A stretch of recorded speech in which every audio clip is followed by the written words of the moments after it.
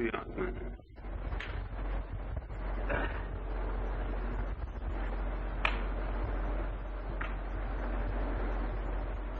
किस संबंध में आपसे बात करूं, ये सोचता था तो शायद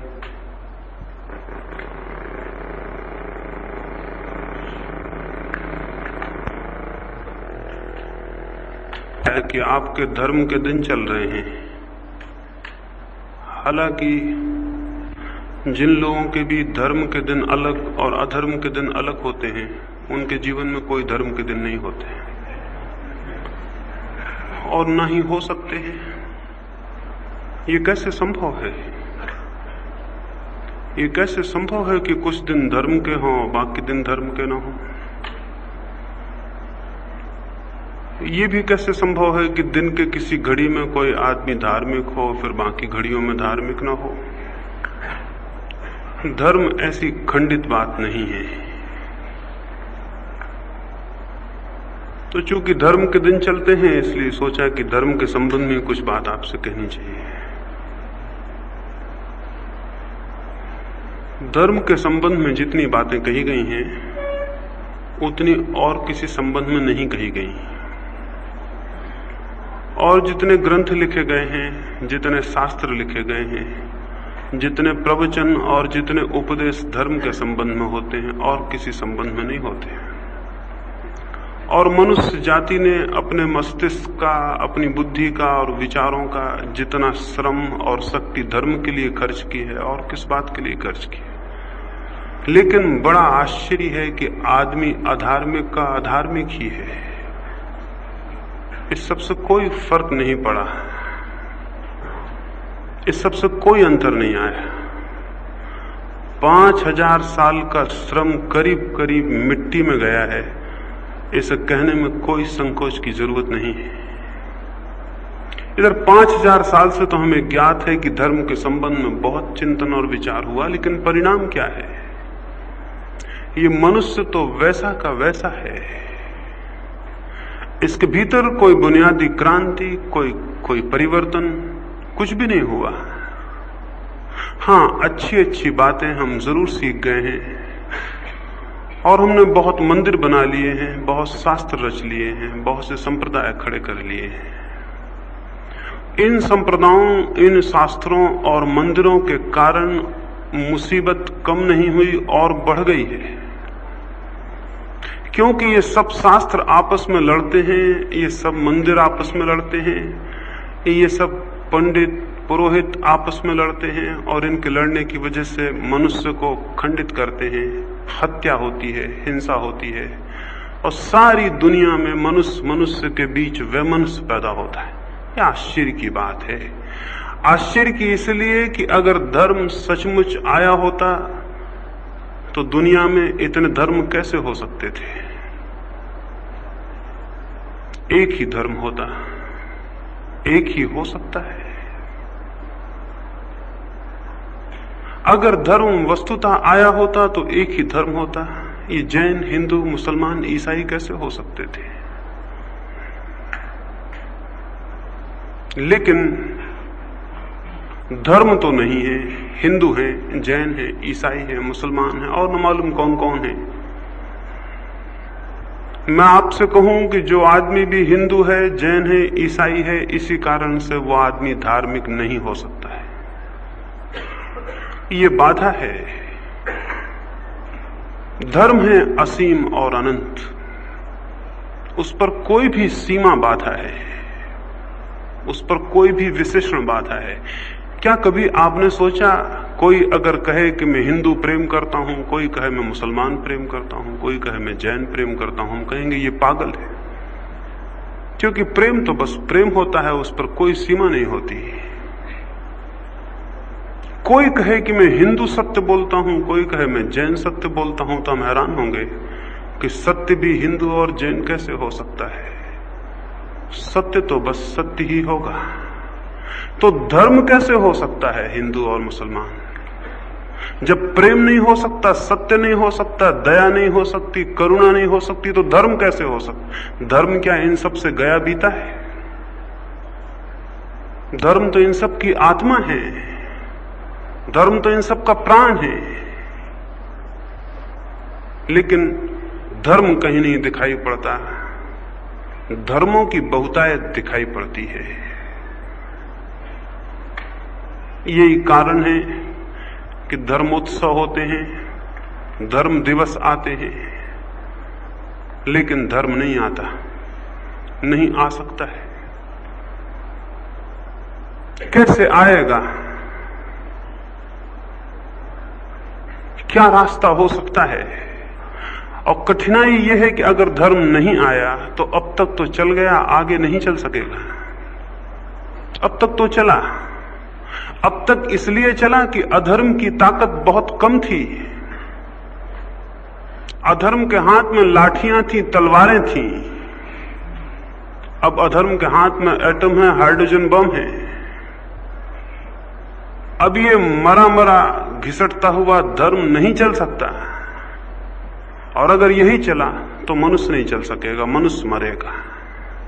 अधर्म के पास अब बहुत ताकत है, उसके पास असीम शक्ति है, और धर्म के नाम पर ये फिरके परिस्थितियां हैं, ये छोटे छोटे मंदिर और छोटी छोटी मूर्तियों वाले लोग और छोटी छोटी किताबों वाले लड़ने वाले लोग हैं। इनकी थोड़ी थोड़ी संख्या है, इनके थोड़े थोड़े संगठन हैं, आपस में इनकी लड़ाई है। अधर्म का कोई संप्रदाय नहीं है, अधर्म का कोई अलग अलग मंदिर नहीं है। अधर्म इकट्ठा है और धर्म खंडित है और टुकड़ों में बटा है। अधर्म की लड़ाई सीधे धर्म से है और धर्म वालों की लड़ाई दूसरे धर्म वालों से है। तो फिर क्या होगा? तो फिर क्या होगा?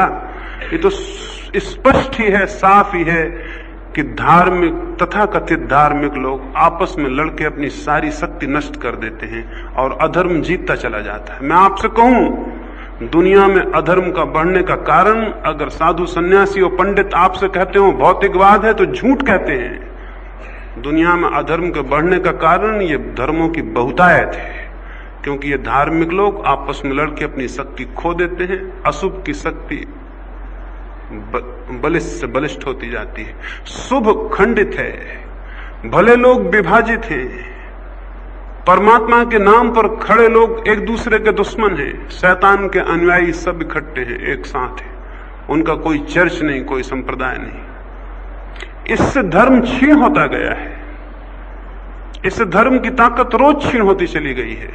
और जब धर्म की ताकत क्षीण होती है तो ये सारे धार्मिक लोग चिल्लाते हैं कि जरूर भौतिकवादियों ने सब गड़बड़ किया हुआ है, ये मटेरियलिस्ट हैं जो धर्म को नष्ट कर रहे हैं। कैसे पागल हैं आप?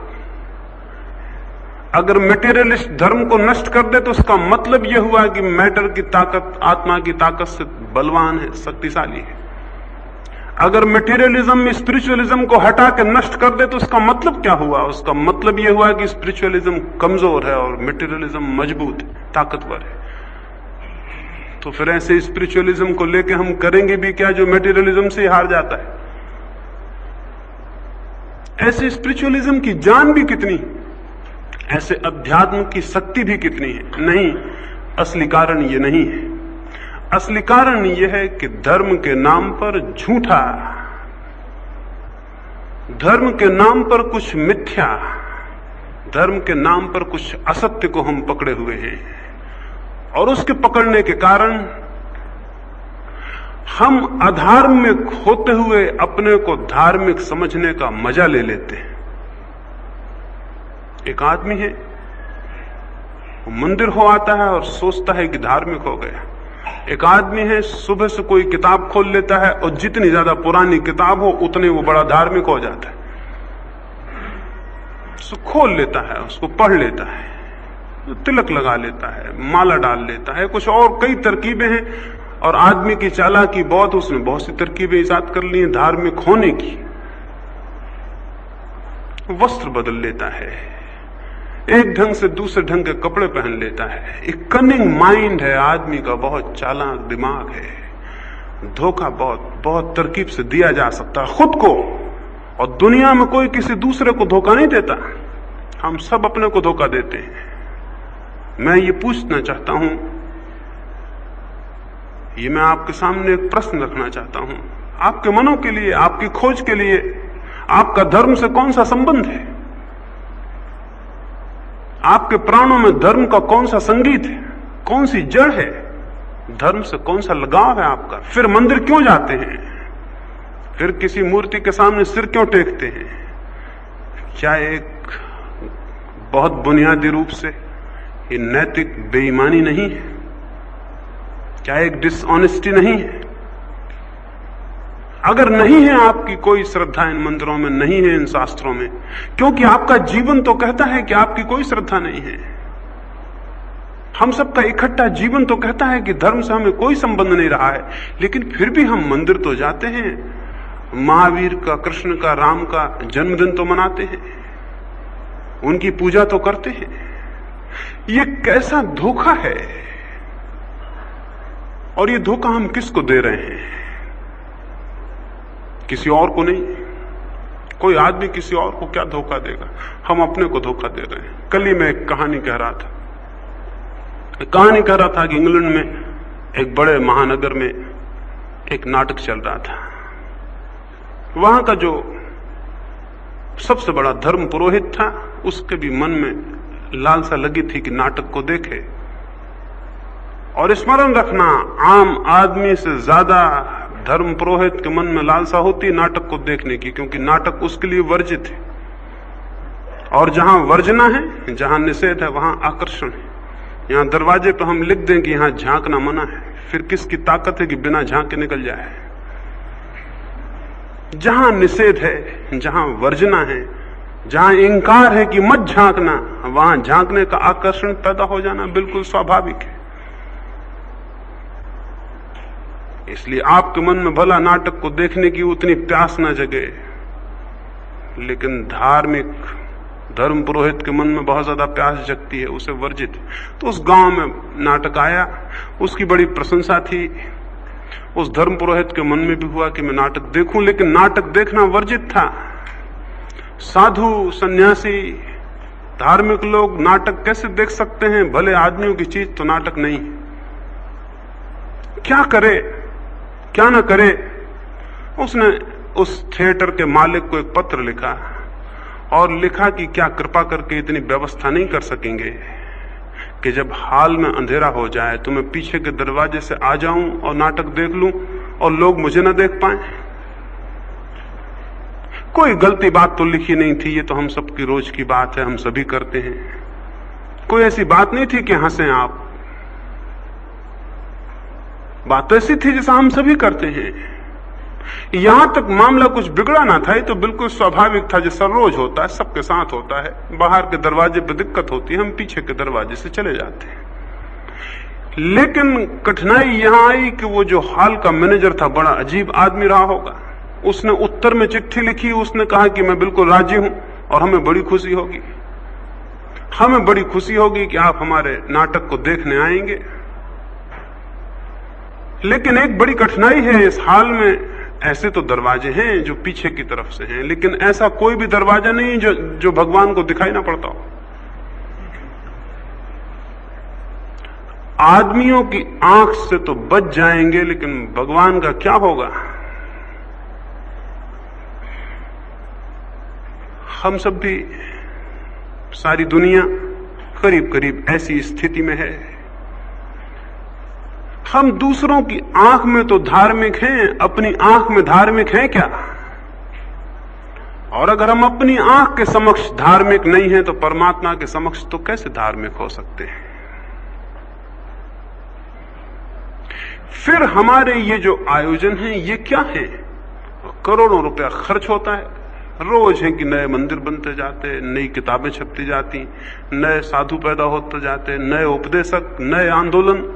अध्यात्म का ऐसा शोरगुल मचा है सारी दुनिया में हजारों साल से, जिसका कोई हिसाब नहीं। कि अगर दूसरे प्लेनेट से कोई आए और केवल बातें सुने तो समझे कि जमीन पर तो राम राज्य कभी का आ चुका होगा।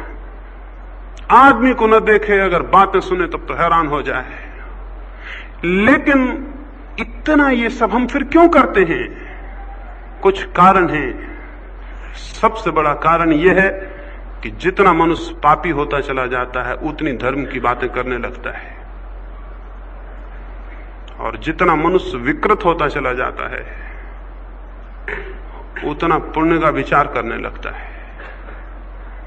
क्यों? क्योंकि हम अपनी इस पाप की स्थिति को भूलना चाहते हैं, और सिवाय इसके कोई उपाय नहीं है। सिवाय इसके कोई उपाय नहीं है कि अगर मैंने बहुत पाप किया है तो मैं भूलने का उपाय करूं, तीर्थ जाऊं या कि मंदिर जाऊं या कि टीका लगाऊं, ताकि मैं कम से कम औरों के सामने तो धार्मिक हो सकूं। और जब बहुत से लोगों की आंखों में मैं धार्मिक हो जाता हूं तो धीरे धीरे रिफ्लेक्शन से, जब और सारे लोग मुझे धार्मिक समझने लगते हैं और नमस्कार करने लगते हैं और कहते हैं कि बहुत धार्मिक आदमी है, रोज दिन भर राम राम का नाम इसके मुंह पर बना रहता है, तो उन सब की बातें सुन के मुझको भी विश्वास आने लगता है कि कौन कहता है कि मैं पापी हूं, मैं तो धार्मिक हूं, कि इतने लोग कोई गलती तो नहीं मानते होंगे। जितनी ज्यादा लोग मुझे मानने लगते हैं कि मैं धार्मिक हूं, उतना मुझे भी विश्वास आने लगता है, और मेरा वो जो पाप का बोध था, वो जो मेरी पीड़ा थी कि अधर्म है मेरे जीवन में, वो ढकने लगती है, छिपने लगती है, दबती जाती है, और मैं उसे भूलता चला जाता हूं। हम भूलने के लिए धार्मिक होना चाहते हैं। अगर हम सच में धार्मिक होना चाहते हो तो ये रास्ता नहीं है कि हम कोई नकल करें धार्मिक होने की। रास्ता यह है कि अपने अधर्म को पहचानें कि वो कहां है, उसकी जड़ें कहां हैं, उन जड़ों को पकड़ें और उखाड़ें और परिवर्तन करें। धार्मिक होना बड़ी आधारभूत क्रांति है। धार्मिक होना जन्म से नहीं होता कि एक आदमी पैदा हुआ और किसी घर में पैदा हो गया और बस उसी धर्म का हो गया। कितनी बच्चों जैसी बात है, कितनी इमेच्योर बात है। क्या आप एक घर में पैदा हो गए, उस घर के लोगों के नाम के सामने जैन की तख्ती लगी थी, आप भी जैन हो गए। क्या आप एक घर में पैदा हो गए, उस घर के लोग कुरान को नमस्कार करते थे तो आप मुसलमान हो गए। कितने पागलपन की बात है, इतनी सस्ती बात है धार्मिक होना। मुफ्त में, केवल जन्म के अधिकार से कोई कभी धार्मिक हुआ है?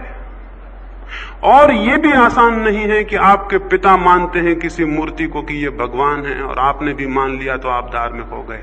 सच तो यह है, जो व्यक्ति दूसरों की बातों को मान लेता है वो कभी धार्मिक नहीं हो सकता। नहीं हो सकता इसलिए कि उसकी अपनी आत्म गवेषणा नहीं है, उसकी अपनी खोज नहीं है, उसकी अपनी कोई आकांक्षा और प्यास नहीं है। जब मेरी प्यास होगी तो मैं दुनिया में किसी की बात नहीं मानूंगा जब तक कि मैं खुद पानी न पी लूं। अगर मेरी प्यास है, अगर मेरी प्यास नहीं तो मैं कहूंगा आप बिल्कुल ठीक कहते हैं, जरूर वहां सरोवर होगा, जरूर होना चाहिए। जब आप कहते हैं तो होनी चाहिए, और बात खत्म हो गई। आप कहें तो यहीं से मैं नमस्कार किए लेता हूं उस सरोवर को, लेकिन मुझे काम में बाधा न दें, मुझे अपना काम करने दें। मुझे तो कोई प्यास नहीं कि मैं सरोवर तक जाऊं और खोजूं। जिनकी प्यास नहीं होती पानी के संबंध में, वे दूसरों के सिद्धांतों को मान लेते हैं, क्योंकि सिद्धांतों से कोई अड़चन नहीं होती, जीवन को बदलने में कोई अड़चन नहीं होती, कोई परिवर्तन करने की जरूरत नहीं होती। आप जैन बने रहिए, मुसलमान, हिंदू, कुछ भी बने रहिए, आपकी जिंदगी एक ढर्रे में चली जाती है, उसमें कोई फर्क नहीं पड़ता और आसान है। आप कहते हैं कि परमात्मा है, आप कहते हैं आत्मा जरूर होगी, लेकिन हमारी अपनी कोई प्यास नहीं है, हमारी अपनी कोई अभीप्सा नहीं है। हमें खुद ऐसा नहीं लगता है कि बिना सत्य को जाने जीवन निराधार है। हमें ऐसा नहीं लगता कि बिना सत्य को जाने जीवन मीनिंगलेस है, अर्थहीन है। हमें ऐसा नहीं लगता है कि बिना सत्य की भूमि को उपलब्ध किए मैं सारा समय व्यर्थ खो रहा हूं, और जिस जीवन संपदा को मैंने पाया है वो रोज मौत में बदलती जा रही। मैं मर रहा हूं, रोज मैं मौत की तरफ सरका जा रहा हूं, मेरे हाथ से वो अवसर छीना जा रहा है। हमें कोई प्यास नहीं है। हमें जिस बात की प्यास है उसकी हम खुद प्रयास करते हैं। आप इस बात से तृप्त नहीं होते कि 2000 वर्ष पहले आपके जो परदादे थे वो बहुत धनी थे, धन आप खुद कमाते हैं। आप इस बात से तृप्त नहीं होते कि 1000 वर्ष पहले हमारे परिवार में एक आदमी हुआ जो बादशाह था। नहीं, बादशाह आप खुद पाना चाहते हैं। लेकिन जब भगवान का सवाल उठता, आप कहते हैं महावीर को जो ज्ञान हुआ था बिल्कुल सच्चा था। बुद्ध को जो ज्ञान हुआ था बिल्कुल सच्चा था।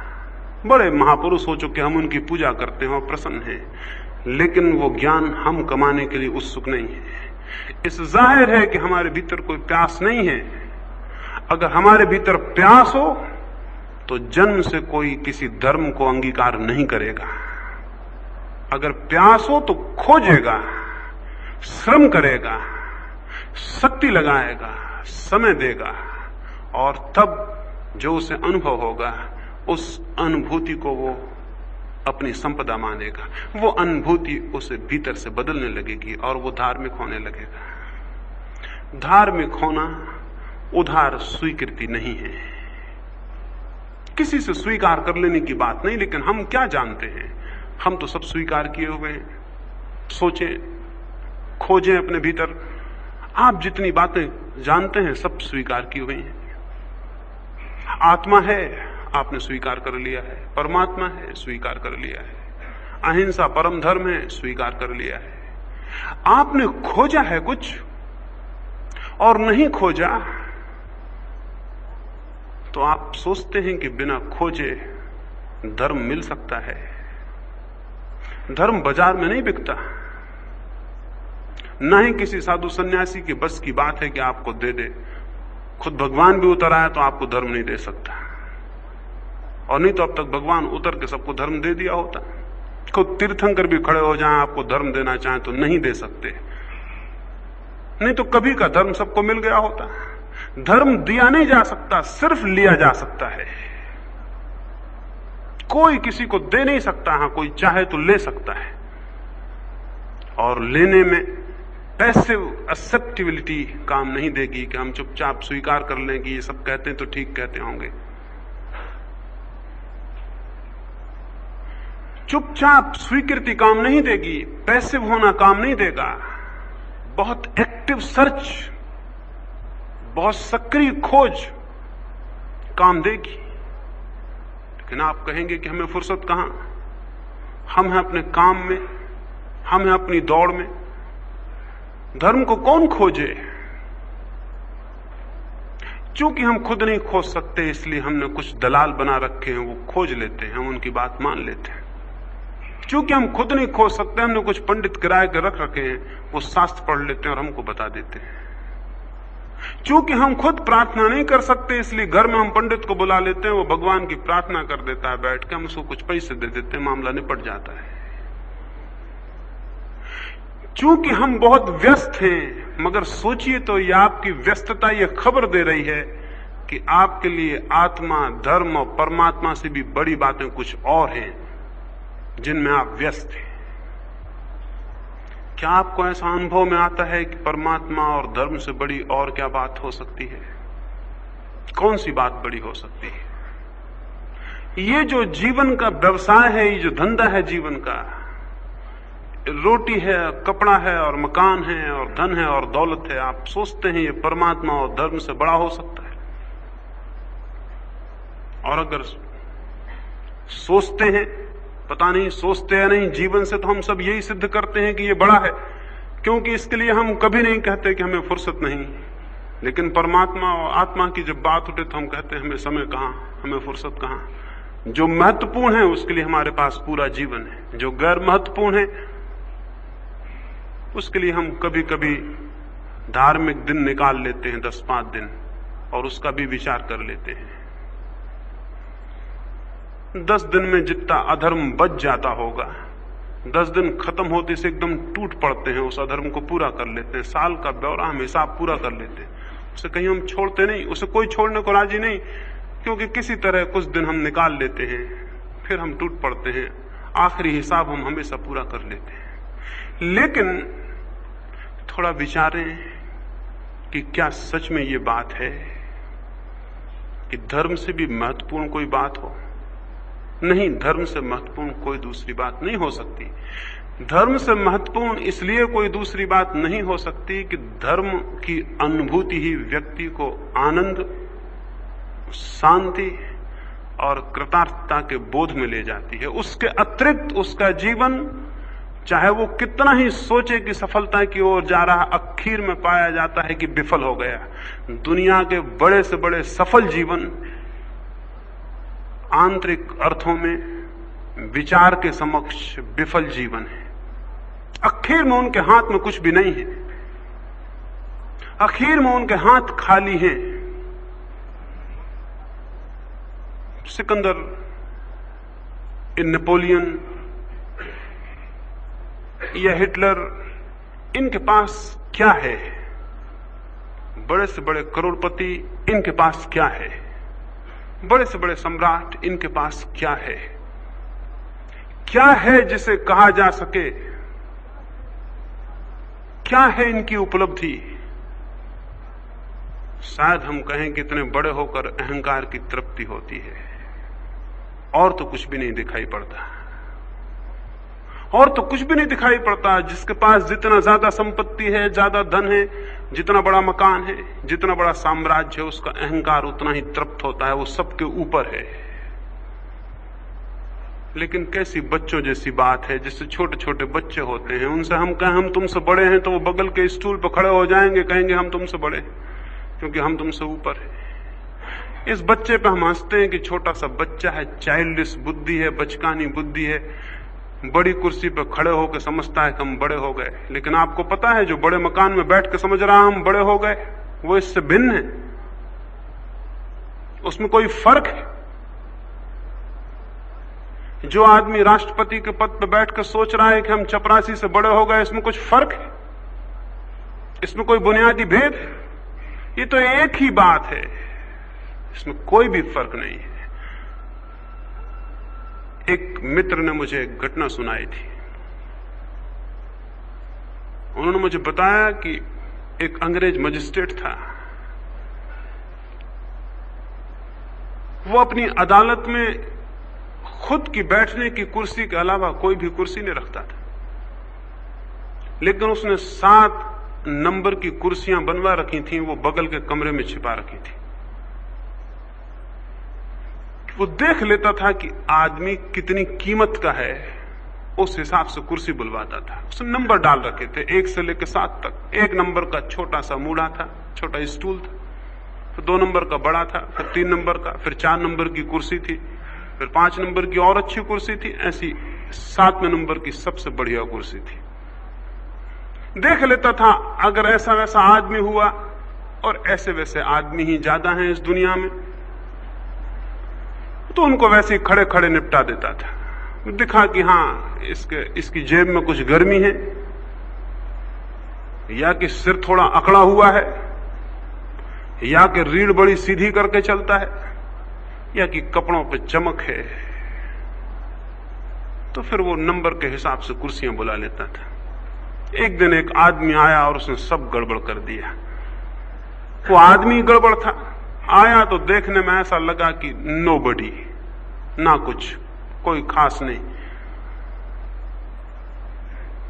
लेकिन आते से उसने कोई बुलाने की जरूरत नहीं समझी। चपरासी अपने कोने में बैठा रहा। उस आदमी ने आके कहा, क्या आप मुझे पहचाने नहीं? फला फला गांव का मैं मालगुजार। ये सुनते से वो हैरान हुआ। उसने जल्दी से चपरासी को, क्यों बैठा हुआ है, जल्दी से ला नंबर 2 ले आ। वो नंबर 2 लेने भीतर गया। तब तक उसने बताया, शायद आपको अभी ख्याल नहीं आया, सरकार ने मुझे राय बहादुर की पदवी दी थी। कुर्सी नंबर 2 की लेके चपरासी बीच में था। उसने चिल्ला के कहा कि रख उसको वहीं रख, नंबर 4 ले आ। वो भीतर गया। तब तक उसने बताया कि नहीं, आप अब भी मुझे नहीं पहचान पाए। अभी 10 लाख रुपए मैंने वार फंड में दिया है, उसका भी आपको पता नहीं। तो बहुत हैरान हो गया। आदमी बड़ी गड़बड़ था, सब हिसाब खराब किए दे रहा था। वो चपरासी तब तक 4 नंबर की कुर्सी लाता था। उसने चिल्लाया कि तू रुक, नंबर 6 ले आ। उस आदमी ने कहा कि काहे को चपरासी को व्यर्थ परेशान करते हैं, नंबर 7 ही बुलवा लें, मुझे सब पता है, क्योंकि अभी मैं कुछ और बातें बताऊंगा। अभी कुछ और बातें हैं बताने की, क्योंकि मैं आगे और 10 लाख का फंड देने का विचार करके आया हूं। आप नंबर 7 ही बुलवा लें। हमें हंसी आती है इस मजिस्ट्रेट पर, लेकिन हम सब इसी तरह के लोग हैं। छोटी कुर्सी पर बैठा हुआ छोटा आदमी है, बड़ी कुर्सी पर बैठा हुआ बड़ा आदमी है। छोटे मकान में बैठा आदमी छोटा, बड़े मकान में बैठा आदमी बड़ा। जमीन पर खड़ा आदमी छोटा, आकाश में लटक जाए किसी तरकीब से तो बड़ा। ये दौड़ है हमारी, जिसको हम कहते हैं हमें फुर्सत नहीं है, हमें समय नहीं कि हम धर्म के और आत्मा के बाबत विचार कर सकें। किस चीज से समय नहीं है आपको? समय नहीं है नंबर 1 की कुर्सी वाला नंबर 2 की कुर्सी पे जाने में लगा है। और नंबर 2 की कुर्सी पे जाना कोई आसान है, क्योंकि नंबर 2 की कुर्सी पे कोई पहले से बैठा है, और नंबर 2 की कुर्सी वाला नंबर 3 की कुर्सी पे जाने में लगा है। और ये 7 कुर्सियां, बड़े आश्चर्य की बात है, ऐसी सीढ़ियों की तरह नहीं खड़ी हैं। ये 7 कुर्सियां एक गोल घेरे में रखी हैं, और हर एक के आगे कोई ना कोई कुर्सी है। ऐसा कोई आदमी आज तक जमीन पर नहीं हुआ जिसके आगे कोई कुर्सी ना हो जिस पर उसको पहुंचना है। हुआ कोई एक आध आदमी जिसने कहा हो मैं आखिरी नंबर 1 आ गया? न सिकंदर ने कहा, न नेपोलियन ने कहा, न किसी ने कहा। किसी ने ये नहीं कहा कि मैं नंबर 1 आ गया, दौड़ खत्म। इसका क्या मतलब है? इसका मतलब है जरूर मनुष्यता चक्कर में घूम रही, नहीं तो कोई ना कोई तो पहले नंबर आ जाता है। इतने हजार सालों में कोई ना कोई तो एक जगह पहुंच जाता है जहां वो कहता है कि अब सब मेरे पीछे हैं, मैं सबसे आगे, मेरी आत्मा तृप्त हो गई। आज तक किसी आदमी ने नहीं कहा। इससे जाहिर होता है मनुष्यता एक गोल चक्कर में घूम रही है, उसमें हमेशा कोई हमारे आगे है, हमेशा कोई हमारे पीछे है। न तो कोई बिल्कुल आगे है, न कोई बिल्कुल पीछे है।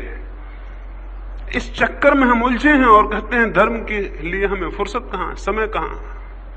कभी भाग दौड़ में थोड़ा निकाल लेते हैं, वो दूसरी बात है। थोड़ा ध्यान रख लेते हैं, पता नहीं परमात्मा हो ही और बाद में कोई दिक्कत दे, पता नहीं कहीं आत्मा निकल ही आए और बाद में झंझट हो। इसलिए थोड़ा बहुत लगाओ, उस तरफ भी थोड़ा बहुत खर्च करते रहना उचित है, उपयोगी है।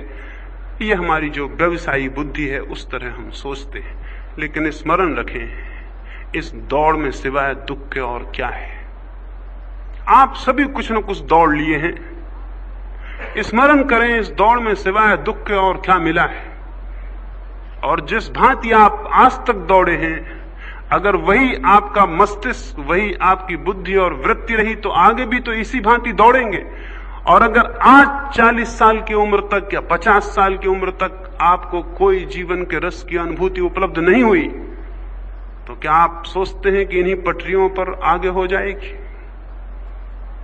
तो उनसे पूछ लें जो आपसे आगे चले गए हैं, या उनसे पूछ लें जो कि खत्म हो गए हैं और लाशें पड़ी हैं और कब्रों में दफना दिए गए हैं। तो पूछ लें अपने चारों तरफ, लेकिन हम पूछने को भी राजी नहीं हैं। हम देखने को भी राजी नहीं हैं कि जो हम कर रहे हैं उससे किसी और को भी कुछ मिला है। एक साधारण बुद्धि भी विचार कर लेती है कि मैं जो काम करने जा रहा हूं इससे किसी और को भी कुछ मिला है। लेकिन बड़ा आश्चर्य, बड़ा मिरेकल है, हर आदमी उस जगह गड्ढे खोद रहा है जहां कुछ भी मिलने को नहीं है, और अपने आसपास नहीं देख रहा कि करोड़ों लोग भी उस तरह के गड्ढे खोद रहे हैं, उनको कुछ भी नहीं मिला। और उनसे भी पहलों अरबों लोग वहां गड्ढे खोद चुके हैं, उन्हीं गड्ढों में गिर गए हैं और मर गए हैं और कुछ भी नहीं मिला। लेकिन आंख उठा के देखने की आप कहते हैं फुर्सत नहीं, मैं अपना गड्ढा खोद रहा हूं, पास देखूं। आंख उठा के देखने को मैं धर्म कहता हूं। आंख उठा के देखें चारों तरफ क्या हो रहा है। जिस पड़ोसी से आपके मन में ईर्ष्या भर रही है और सोचते हैं वैसा मकान मेरे पास हो जाए, थोड़ा आंख उठा कर देखें उस पड़ोसी को उस मकान में क्या मिल गया है। जिस बड़े पद पर बैठे आदमी को देख के मन में जलन पड़ती है, प्राण अकुलाते हैं कि मैं भी वहां पहुंच जाऊं, थोड़ा उसमें झांकें और देखें उसे क्या मिल गया है। एक कहानी आपसे कहूं। एक युवक गुरुकुल से वापस लौटा, गुरु को छोड़ के जा रहा था, उसके अंतिम परीक्षाएं पूरी हो गईं। सभी विद्यार्थी बड़े बड़े घरों के थे, वे सब गुरु को कुछ न कुछ भेंट दे रहे थे, वो भी देना चाहता था। गुरु के पैर में सिर रखा उसने और कहा कि मैं बड़ा दीनहीन, मेरे पास तो कुछ भी नहीं, मैं क्या भेंट करूं? गुरु ने कहा कोई भेंट की बात नहीं, तुमने प्रेम दिया, श्रद्धा दी, वो बहुत है, वो अमूल्य है, तुम निश्चिंत जाओ, मन में कोई पश्चाताप ना करो। लेकिन उसने कहा एक ही शर्त पर मैं जाऊंगा, आप मुझे विश्वास दिलाते कि जब भी मेरे पास कुछ हो, जो भी छोटा मोटा मैं भेंट करने आऊं तो आप इंकार नहीं करेंगे। इसी शर्त पर वो गया। रात जाके राजधानी में अपने एक मित्र के घर ठहरा। उसने अपने दुख की बात कही कि मैं सोचता था कि अगर मेरे पास कुछ भी होता तो मैं गुरु को दे देता तो मेरा मन आनंदित होता। मैं बड़े धार में दबा हूं, मेरे मन में बड़ी चोट, बड़ा दुख है। उसने कहा तुम क्यों परेशान हो? इस गांव का जो राजा है, वो जो भी व्यक्ति जाता है, व्यक्ति उस राजा के पास जाता है, जो भी मांगता है सुबह जाके वो उसे भेंट कर देता है। तो तुम जाओ और राजा से भेंट मांग लो। क्या मांगना है? अभी तक उसने सोचा नहीं था। उसने सोचा था कि अगर एक सोने की मोहर भी मैं पा सका जीवन में तो भेंट कर दूंगा। लेकिन जब उसने सुना कि राजा जो भी मांगो दे देता है, वो फौरन बोला मैं 5 सोने की मोहरें चाहता हूं। उसने कहा कोई बड़ी कठिनाई नहीं, तुम जाओ, सुबह ही चले जाओ। वो सुबह सुबह उठ के चला गया। 5 ही बजे होंगे। राजा बगिया में टहलता था उठ के। पुराने दिनों की राजाओं की बात है, आजकल के राजा 5 बजे बगियाओं में नहीं टहलते। ऐसे तो आजकल कोई राजे नहीं होते क्योंकि सभी राजा हो गए हैं, मगर पुराने जमाने की बात है। वो 5 बजे उठ के बगिया में टहलता था। ये युवक गया, इसने जाके हाथ जोड़े और कहा मैं एक याचक हूं, मैं शायद प्रथम याचक हूं दिन का, और मैंने सुना कि प्रथम याचक जो भी मांगता आप दे देते हैं, क्या मैं निवेदन करूं? राजा ने कहा खुशी से, खुशी से। राज्य इतना धनी है हमारा कि यहां दान का सुख हमें नहीं मिल पाता, कभी कोई आता ही नहीं। बरसों से प्रतीक्षा करता हूं, तुम आ गए, बड़ी खुशी है। बोलो क्या मांगते हो? जो मांगोगे दूंगा। सोच के आया था 5 मांगोगे, लेकिन जब उसने कहा जो मांगोगे दूंगा, उसने सोचा 50 क्यों ना मांग लूं, या कि 500 क्यों ना मांग लूं, या कि 5000, या कि 5 लाख। वो सोच में पड़ गया। राजा ने कहा मालूम होता है तुम तय करके नहीं आए। असल में कौन इस दुनिया में तय करके आया है कि क्या मांगना है? तो उसने कहा कि मैं एक चक्कर लगाऊं, तब तक तुम तय कर लो, जो मांगोगे दे दूंगा, इसलिए बहुत चिंता मत करो, जो भी तय करना है कर लो। वो और भी आश्वस्त हुआ, संख्या बढ़ने लगी। जैसे जैसे आदमी आश्वस्त होता है कि मिल सकता है, वैसे वैसे संख्या बढ़ती चली जाती है। जैसे जैसे कुछ मिलता है उसकी दौड़ बड़ी होती चली जाती है, क्योंकि विश्वास आता है कि मिल सकता है। इसलिए तो दरिद्र धनी होता है दरिद्रता मिटाने को, लेकिन और बड़ा धनी होकर और बड़ा दरिद्र हो जाता है, क्योंकि मांग उसकी बढ़ती चली जाती है। राजा चक्कर लगा के लौटा। वो युवक अब तक आसमान छूने लगा था। गणित की जितनी संख्याएं उसे मालूम थी सब पार हो चुकी थी। अब उसे कुछ नहीं सूझ रहा था कि आगे, और आज उसे पछतावा हो रहा था कि गणित में पहले ही और कुशलता क्यों न प्राप्त कर ली। संख्याएं याद नहीं आ रही थी आगे की, अब और क्या मांगे। तब उसने सोचा कि संख्याओं से काम नहीं चलेगा, क्योंकि संख्याएं में पता नहीं हम मांगे और राजा के पास बहुत कुछ पीछे शेष रह जाए तो बाद में पछतावा हो। इसलिए उचित है कि हम राजा से कहें कि जो भी तेरे पास है सब दे दे, और जैसे हम इस मकान के भीतर आए हैं एक कपड़ा पहन के, ऐसा जो कपड़ा तुम पहने हुए उसी को पहने हुए बाहर हो जाओ, अब भीतर जाने की जरूरत नहीं है। स्वाभाविक था। कौन पागल होता? आप होते, मैं होता, जो कि यही बात नहीं करता है। जिनके दिमाग में भी गणित साफ है वो यही करते, जो भी होशियार हैं, जिनको भी हम कहते हैं कि समझदार हैं, वो यही करते। कोई ना समझ होता बात अलग, उसने ठीक समझदारी का काम ही किया। पूछें अपने से आप क्या करते? यही करते। आदमी खोजना कठिन है जो यही नहीं करता, और अगर ऐसा आदमी मिल जाए तो समझना कि वो परमात्मा के रास्ते पर है। कि कोई भी यही करता है, सीधी साफ गणित की बात है, इसमें कुछ उलझन भी तो नहीं। राजा लौटा। उस युवक ने कहा कि क्षमा करें, मैंने निर्णय किया है, क्या मैं बताऊं? राजा ने कहा बोलो। तुम्हारा निर्णय मैं समझ गया, क्योंकि ऐसी स्थिति में क्या निर्णय कोई कर सकता है उसे मैं भी सोच सकता हूं, लेकिन तुम बोलो, संकोच ना करो। उसने कहा मैंने निर्णय किया है, आप बाहर हो जाएं मकान के, और जो भी आपका है मुझे दे दें। राजा ने ऊपर हाथ उठाया, परमात्मा को कहा कि तुझे धन्यवाद, वो आदमी आ गया जिसकी मुझे वर्षों से प्रतीक्षा थी। युवक घबरा गया, सोचा, वो तो सोचा था कि राजा घबरा जाएगा। उसने हाथ उठाए, परमात्मा से कहा कि धन्यवाद, आ गया वो आदमी जिसकी मुझे प्रतीक्षा थी।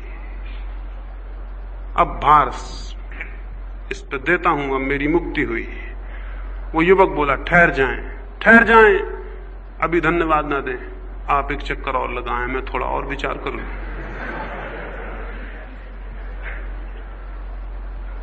क्योंकि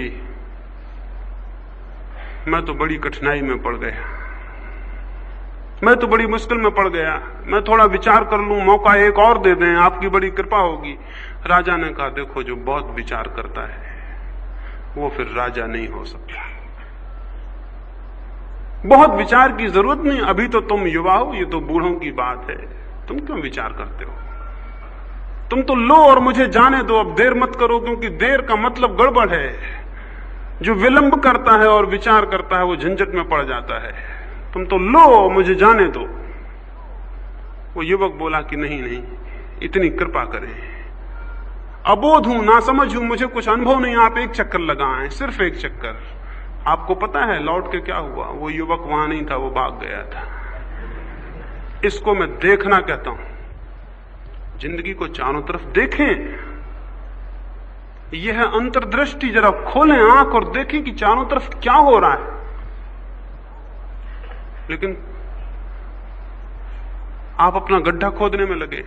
कोई अपना गड्ढा नहीं खोद रहा, सब अपनी कब्रें खोद रहे हैं। जिसको हम समझते हैं मकान बना रहे हैं, वो आखिर में कब्र सिद्ध होता है। क्या होगा? और कुछ हो ही नहीं सकता है, क्योंकि ये सारे जीवन की दौड़ मौत में समाप्त होती है। इसलिए स्वभावतः जो भी हम करते हैं वही हमारी कब्र का सामान बन जाता है। जो भी हम करते हैं, तो फिर क्या हो? थोड़ा आंख खोल कर देखें चारों तरफ, थोड़ा विचार करें, थोड़ा होश से भरें, और तब आप पाएंगे कि धर्म के सिवाय शायद और कुछ भी सार्थक नहीं है। धर्म के सिवाय शायद और कोई सहारा नहीं है। धर्म के सिवाय शायद और कोई संबल नहीं है। और धर्म क्या है? संसार का अर्थ है दौड़ का जीवन। दौड़ना है, कुछ पाना है, कुछ पाना है, कुछ पाना है। धर्म का क्या अर्थ है? धर्म का अर्थ है उसकी खोज जो है। संसार का अर्थ है उसकी खोज जो मिलेगा। संसार हमेशा आशा में है, भविष्य में। संसार एक होप है। धर्म का क्या अर्थ है? धर्म का अर्थ है जो है, भविष्य में नहीं, इसी क्षण, अभी और यहीं। संसार है हमेशा भविष्य में, कल मिलेगा, मेहनत करूं कल मिलेगा, पाऊं, इकट्ठा करूं, जोड़ूं। धर्म है वो जो मौजूद है इसी क्षण, अभी और यहीं। वो जो है भीतर, वो सदा से आपके साथ है। वही आप हो, वही आपका स्वरूप है, वही आपकी आत्मा है, वही आपका होना है, वही आपका ऑथेंटिक बीइंग है। वो है। धर्म कोई पाने की चीज नहीं, धर्म है। संसार पाने की चीज है, संसार दौड़ने की चीज है। धर्म तो है, उसे कहां पाइएगा, कहां जाके पाइएगा? लेकिन जब तक संसार की दौड़ चित्त में होती है तो चित्त इससे योग्य नहीं हो पाता, नहीं ठहर पाता कि उसे देख सके जो है। जब तक हम कुछ होने की दौड़ में हैं तब तक हम उसे नहीं देख सकेंगे जो हम हैं। यही वासना और आत्मा का फर्क है।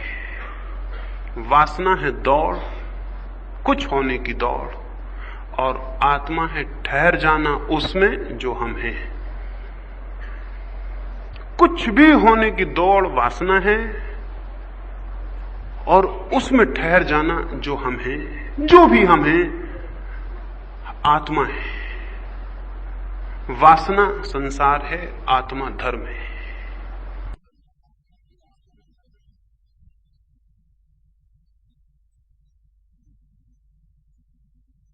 कैसे इस आत्मा को उपलब्ध करें, कैसे इसे जाने, कैसे इसे पहचाने। तो मैंने कहा दौड़ के प्रति जागें, दौड़ की व्यर्थता को देखें, उठाएं मुर्दों को, उनसे पूछें जो जिंदा हैं, मुर्दा होने की इंतजार में हैं, उनसे पूछें, आसपास देखें, देखें कि ये कथा क्या है, ये क्या हो रहा है सब। एक फकीर था, एक गांव के बाहर रहता था। फकीर तो बाद में हुआ, पहले तो एक बादशाह था, वो अपने महल में रहता था। एक रात सोया था, सोया क्या था, करवटें बदलता था, क्योंकि जिसके पास बहुत कुछ है वो सो कैसे सकता है, उसे रखवाली करनी होती, उसे करवटें बदलनी होती। जिसके पास कुछ नहीं है वही सो सकता है। जिसके पास कुछ है और खोने का, चोरी जाने का डर है, वो कैसे सो सकता है।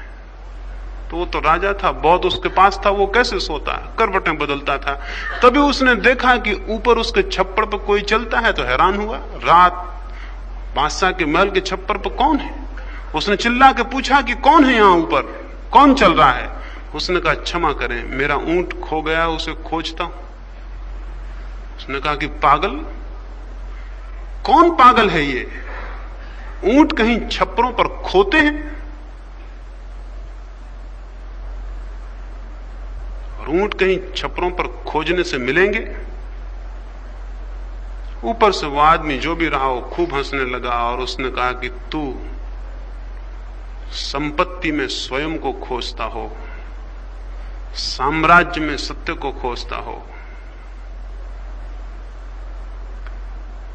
चीजें इकट्ठी करके आनंद खोजता हो, परिग्रह में शांति खोजता हो, और तुझे विरोध ना दिखता हो। लेकिन मैं छप्पर पे ऊंट खोजता हूं तो तुझे विरोध दिखता है। क्या मेरी खोज से तेरी खोज ज्यादा असंगत नहीं है। राजा भागा बाहर आया, यह आदमी पागल नहीं था, तो पकड़ने जैसा था, पूछने जैसा था, लेकिन वो आदमी मिला नहीं। वो आदमी तो भाग गया, लेकिन दूसरे दिन वो राजा भी भाग गया। उसने देखा ऊंट छप्परों पर नहीं मिल सकते, परिग्रह में परमात्मा भी नहीं मिल सकता, वो दिशाएं अलग हैं, वासना में आत्मा नहीं मिल सकती, वो दिशाएं विरोधी हैं। फिर वो गांव के बाहर फकीर हो गया और गांव के बाहर रहने लगा। फिर तो अनेक लोगों से उसके झगड़े हो जाते और अनेक लोग उसको मारने को उतारू हो जाते। उसकी बात कुछ गड़बड़ थी। असल में जिन्होंने जाना है उनकी बात थोड़ी गड़बड़ हो ही जाती है, जिन्होंने नहीं जाना उनकी बात बिल्कुल ठीक ठीक होती है, उसमें कुछ गड़बड़ नहीं होता। झगड़ा उसका उपद्रव हो जाता था। कोई भी राहगीर निकलता, वो चौरस्ते पर रहता था गांव के बाहर, तो उससे पूछता बस्ती का रास्ता कहाँ है, तो वो कहता बाएं तरफ चले जाओ और भूल के भी दाएं तरफ मत देखना, एकदम बाएं तरफ जाओ। कोई भी उसकी बात मान लेता, फकीर की बात कौन झूठ बोले। लेकिन बाएं तरफ जाके आदमी पाते कि वो तो मरघट में पहुंच गए, वहां मरघट था गांव का। तो गुस्से में वापस लौटा, 2-4 मील चल के वो कहता तुम कैसे पागल हो, मरघट में भेज दिया, बस्ती कहां है। तो वो कहता जहां तक मेरी समझ है, जिसको लोग बस्ती कहते हैं वहां बसने वाला कोई भी नहीं है, सब उजड़ने वाले। वहां तो सब मुर्दे हैं जो तैयार हैं मुर्दा होने को, वहां तो मरने की तैयारियां चल रही, जिसको लोग बस्ती कहते हैं। सो मैंने उसे बस्ती कहना बंद कर दिया। ये मरघट से कोई भी नहीं भागता, जो बस गया है वहीं बसा हुआ है, इसलिए मैं इसको बस्ती कहता हूं। इस पे झगड़ा हो जाता, लोग उसको मारने को उतारू हो जाते, तो वहां हमारा समय खराब किया, मरघट भेज दिया। लेकिन मैं भी आपसे यही कहना चाहता हूं, चारों तरफ आंख खोल कर देखें, आप पाएंगे जो जिंदा हैं वो मरने की तैयारी में, जो मर गए हैं वो मरघट पर हैं, जो अभी पैदा नहीं हुए वो भी मरने की तैयारी के किसी क्रम में गुजर रहे होंगे। मरने का इतना जाल फैला हुआ है, या तो कुछ लोग मर गए हैं, या कुछ लोग मरने वाले हैं, या कुछ लोग पैदा होकर मरेंगे। इस मरने के जाल में आप इतने व्यस्त हैं कि कहते हैं कि मुझे फुर्सत कहां कि मैं धर्म को जानूं। तो फिर मरिए, लेकिन फिर होश से मरिए, समझ के मरिए कि मरने का काम चल रहा है, इसमें हम लगे हुए हैं तो मरेंगे। ठीक है, गड्ढा खोद रहे हैं, इसमें हमारी कब्र बनेगी। लेकिन जरा गौर से देखेंगे तो कोई आदमी अपना गड्ढा, अपनी कब्र नहीं खोदना चाहता, कोई आदमी मरना नहीं चाहता, कोई आदमी मिटना नहीं चाहता। तो फिर धर्म है, तो फिर आत्मा का मार्ग है। वहां भीतर चलें, वहां खोजें, वहां जागें और देखें। वहां देखने पर पता चलता है कि सच में हम दौड़ते थे इसलिए उसे खो गए थे जो हमारे पास था, जो निरंतर हमारे पास था। दौड़ने के ऊहापोह में, दौड़ने के ज्वर में, फीवर में याद नहीं रहा था। कई बार हो जाता, कई बार हो जाता। जब हम बहुत तेजी से दौड़ते हैं तो दौड़ की तेजी, दौड़ की गति उसको भुला देती है जो हमारे पास है, जो हमारे निकट है। ऐसा ही हुआ है। धर्म है स्वरूप, संसार है दौड़। और दौड़ क्या है? दौड़ है अहंकार की। इसके प्रति जागे, सजग हों। जो जागता है, सजग होता है, विचार करता है, देखता है, वो फिर बहुत ज्यादा दिन तक उस गड्ढे को नहीं खोज सकता जो उसकी कब्र बनेगा। फिर वो उस मंदिर को खोजने लगता है जो उसका शाश्वत आवास बन सकता है। वह मंदिर ही धर्म है, वो मंदिर ही परमात्मा का मंदिर है। वो भीतर है, वो सबके पास है, अभी और यहीं मौजूद है। छोड़ें दौड़ और देखें। इतना सरल सा सूत्र है धर्म का, छोड़ें दौड़ और देखें। ये छोटे से सूत्र पर विचार करना, विचार करने को कह रहा हूं, मानने को नहीं। ये नहीं कहता हूं कि मेरी बात मान लेना, क्योंकि मेरी बात अगर मान ली तो मैं आपका दुश्मन हो गया। अगर मेरी बात मान ली तो आपकी खोज खत्म। ऐसी तो आपने बातें मान ली हैं किसी न किसी की। नहीं, किसी की मत मानना। मैं जो कहता हूं सोचना, विचार करना, देखना, प्रयोग करना। हो सकता है बात मेरी बिल्कुल ही गलत हो सकता है कि बिल्कुल ही झूठी हो।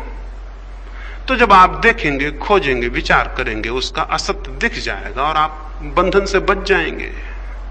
हो सकता है उसमें कुछ हो सकता है उसमें कोई रहस्य हो, कोई राज हो, कोई बीज हो जो खोजें और मिल जाए तो आपका जीवन परिवर्तित हो जाए। लेकिन मेरी बात मानना मत, क्योंकि जो मान लेता है वो खोजता नहीं, प्रयोग नहीं करता। मानना मत।